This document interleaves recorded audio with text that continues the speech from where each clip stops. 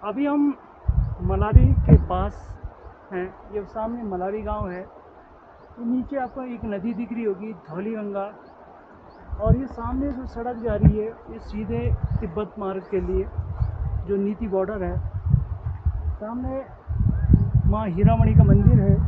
ये ऐतिहासिक गांव मलारी है, जिसकी हाइट समुद्र तल से 3048 मीटर की ऊंचाई पे है। इससे पूर्व जो स्थानीय मुख्य मार्ग से हम गुजरते हैं, यहाँ काली माँ का मंदिर है। और ये धन्याल देवता का क्षेत्र है। यहाँ पर बिना देवी देवताओं के परमिशन के बिना हम किसी प्रकार से कोई भी देव कार्य या अपनी इच्छा के अनुरूप कोई भी कार्य प्राकृतिक रूप से नहीं कर सकते। यहाँ पर प्रकृति को नुकसान पहुँचाना हम सभी को आत्मीय दृष्टिकोण से, अपने व्यक्तिगत स्तर पर हमको खुद का नुकसान है। अभी हम आपको लेके चलते हैं एक अद्भुत, उत्तराखंड का एक अद्भुत ऐतिहासिक देव वृक्ष, जिसे हम देवदार वृक्ष के नाम से जानते हैं। ये ठीक देवदार और कैल जंगलों के बीच में सामने दिख रहा होगा।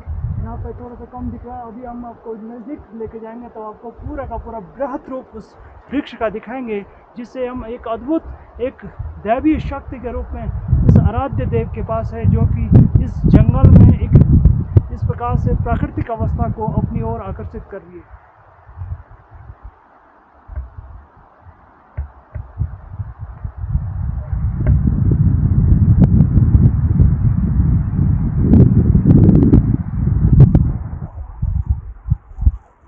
जय भूमियाल देवता, जय हीरामणि, जय काली मैया। नमस्कार दोस्तों।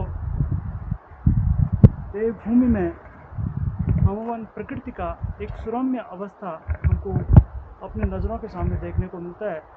यदि हिमालय की वादियों में देवी देवताओं, पेड़ पौधों और प्रकृति का नज़ारा का किसी प्रकार से जिक्र न हो, तो इस दृष्टिकोण से हम प्रकृति को किसी भी प्रकार से अपने नज़दीक से नहीं देख सकते। अभी मैं आपको एक अद्भुत देव वृक्ष, देवदार का एक वृक्ष आपको दिखा रहा हूँ। ये देवदार का वृक्ष, अभी हम ठीक मलारी गांव के पास हैं, जिसकी ऊंचाई समुद्र तल से 3048 मीटर ऊंचाई पे है। और ये धौली गंगा के ठीक बाएं तरफ स्थित है। सामने एक पौराणिक ऐतिहासिक ग्राम मलारी है। वहाँ पे सामने एक स्थानीय देवी माँ हीरामणि के मंदिर भी है। और यहाँ से सीधे तिब्बत जाने के लिए जो मार्ग है, नीति और गमशाली का, यहाँ से नीचे को आप जाएंगे तो जोशीमठ, श्रीनगर, ऋषिकेश को आप पहुँचेंगे। तो ये देव वृक्ष, जिसकी एक शतायु बताई गई है, सदियों से इस प्रकार से लोगों ने जन्मों जन्मों तक इसी प्रकार से इस देव वृक्ष को देखा। और हमें भी जब सुनने को मिला, देखने को मिला, हमें भी इस प्रकार से एक अद्भुत नज़ारा, एक प्रकृति का देखने को मिला, जिसकी आयु 1200 वर्ष बताई गई है। तो हमने अपने पीढ़ी दर पीढ़ी के लोगों से ये सुना कि ये देव वृक्ष सिर्फ इसी प्रकार से विराजमान है। यहाँ पर जब भी स्थानीय देवी माँ की पूजा होती है और देवी माँ इसी स्थान पर आने के बाद अपने को गौरवान्वित महसूस करती है। और हम खुद इस प्रकार से अपने को सौभाग्यशाली समझ रहे हैं कि इस प्रकार के अद्भुत देव दृश्य को देखने के बाद हम भी आपको एक इस प्रकार का नज़ारा, जो प्राकृतिक अवस्था में पूर्ण रूप से लबालब है, इसके चारों सराउंडिंग में कैल और देवदार की वृक्ष आपको दिख रहा होगा पूरे के पूरे सराउंडिंग में। और ये देवदार की फैमिली से ही है। इससे हम अन्य दृष्टिकोण से ये सारे के सारे, ये सुराई हो गया और ये भेड़ारू, अभी नाम ठीक से आ नहीं रहा था, भेड़ारू है।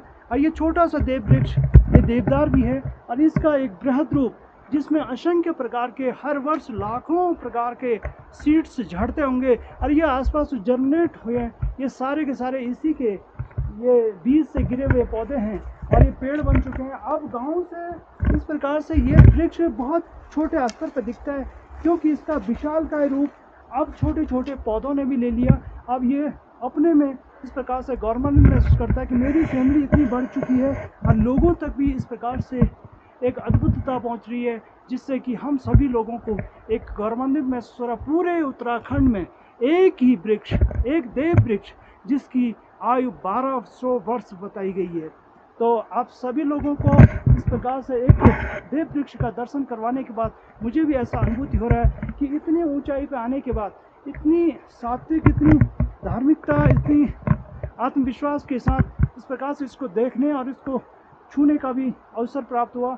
आप सभी लोगों को इस प्रकार से इन जगहों पर आने के लिए आमंत्रण है, निमंत्रण है, जिससे कि आप भी उत्तराखंड के इस अद्भुत वृक्ष को देख सकें। धन्यवाद। एक ऐसा ग्राउंड भी चलते हैं।